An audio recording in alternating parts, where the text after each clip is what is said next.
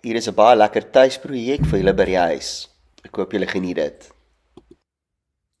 Ons gebruik asyn om die eerste laag te spuit.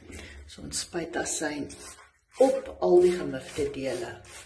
Dit is goed belangrik om dit direk op die mif te spuit.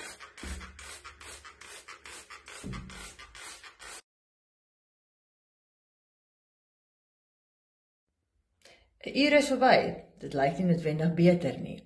Maar wat ek nou gaan doen, is ek gaan paaikaap gebruik, bikarbonaat van soda, en ek het dit opgelos in 'n bietjie water en ek gaan dit spuit bo-oor die mif, waar die asyn dit reeds begin verteer het.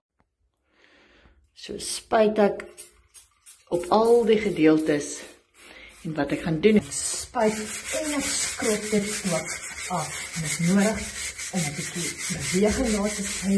Soos jy kan sien, raak dit reeds weg. Ek gaan dit nog na die tyd met 'n lekker warm water afspoel. Maar kyk hoe vinnig en effektief werk die produk. Lekker huishoudelike produkte, wat ryk is, jy baie duur betaal nie. En dan, as jy sukkel om in te kom by die hoeke, gebruik jy man se tandeborsel, solank hy net by die werk is, dan kan ek lekker al hoeke tackle.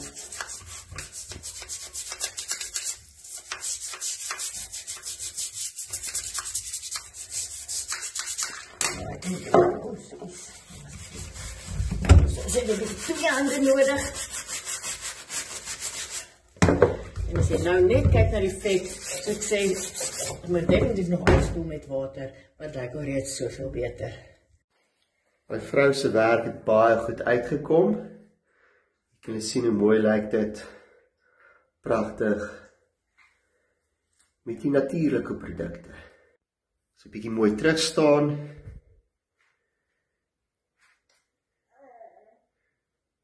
Dan lyk die stort omtrent mooi nuut. Ek hoop julle het die video geniet.